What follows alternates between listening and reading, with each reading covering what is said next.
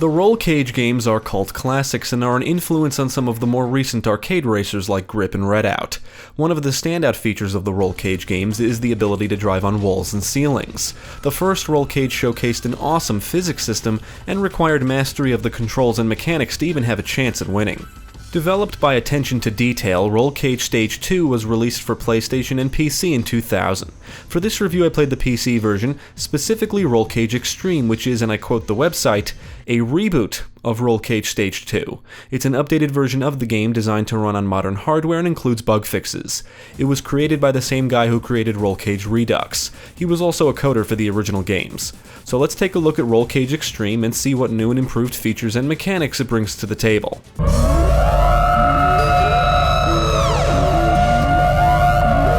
Much like the first game, Rollcage Extreme is all about moving at blistering speeds, driving on walls and ceilings, being able to flip and keep going, and using weapons to combat your opponents. There are numerous vehicles to select from, most of which need to be unlocked. They come from different manufacturers, and there are multiple types with different active weapon systems, and they have different stats in power, acceleration, top speed, strength, and grip. I'm happy to say the game is not as difficult to master as the first game, it's much more accessible. There are numerous single-player game modes as well as multiplayer game modes, which I didn't get the chance to try. The latest update indicates the network multiplayer option was removed. I don't know why. However, the game does support up to 4-player local split screen. The game does seem to have a bit more personality than its predecessor, and there is a help button you can click on before starting a race which will provide you tips and information. At the end of each race you can see your race and lap times and have the option to watch a replay.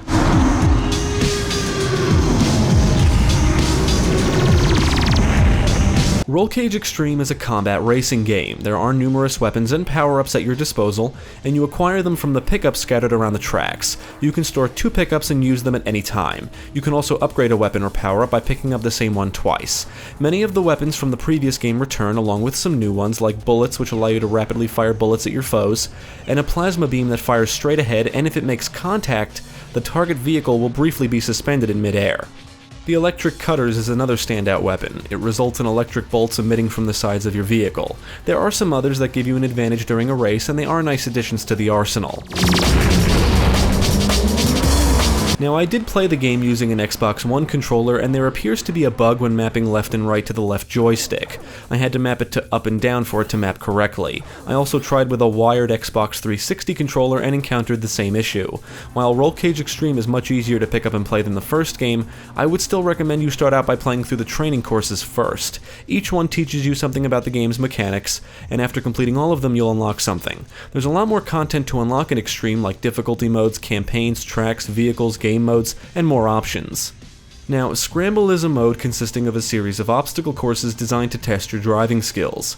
Honestly, I don't really care for the mode. They are trial and error courses, and there's nothing fun about not getting to the end in time or falling off the track again and again, forcing you to do it all over again each time.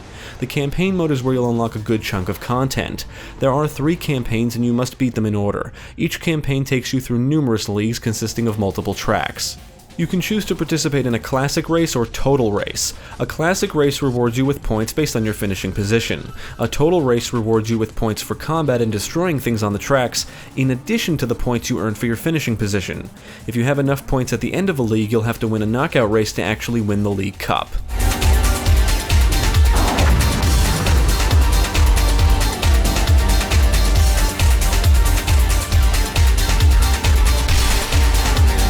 The arcade mode is where you can race just for fun or for practice. You choose the track, vehicle, how many laps, and the difficulty of which there are 3: beginner, expert, and master. The latter 2 need to be unlocked. Time Attack is a mode where you try and set record lap times on any track of your choosing, and the only pickup you can acquire is Turbo. The final 3 single-player modes include Survivor, Demolition, and All Tracks.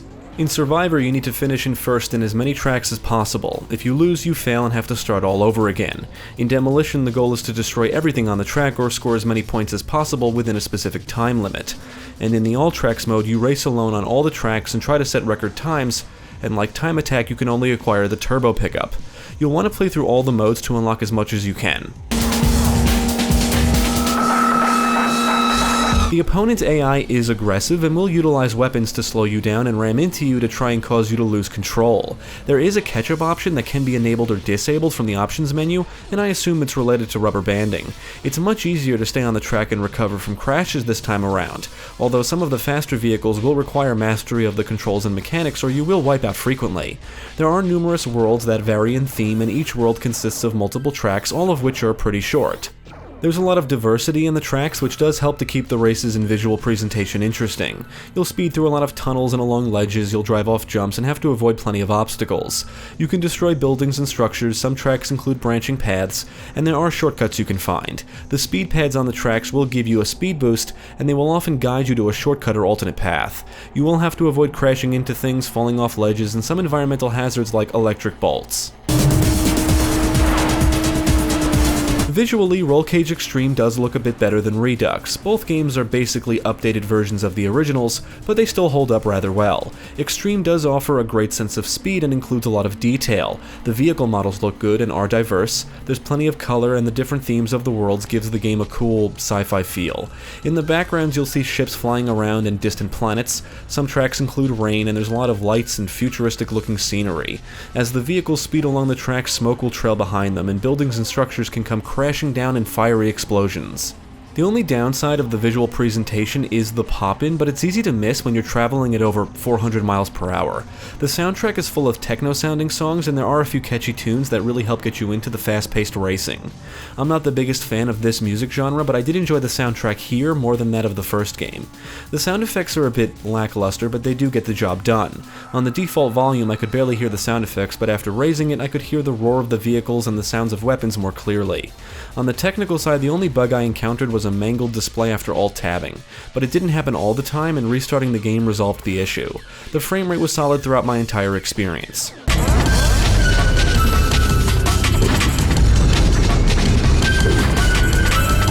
I did some research and learned that many players out there prefer the first game. Now, I have no nostalgia for this series since I'm playing these for the first time, and I can honestly say I prefer Rollcage Stage II, or Extreme.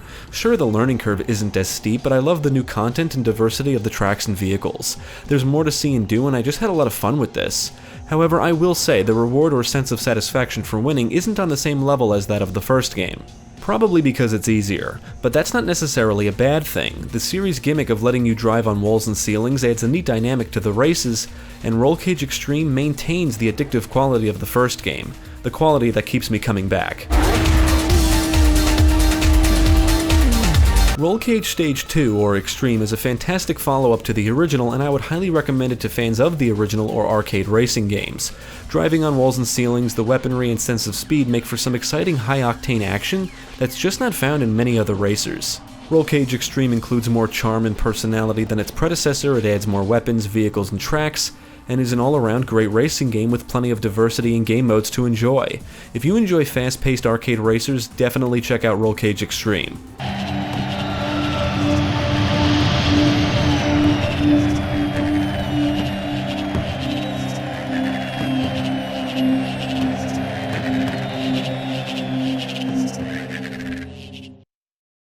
Thank you for watching. If you enjoyed this video, check out the rest of our channel, follow us at the links below, and you can also support us on Patreon.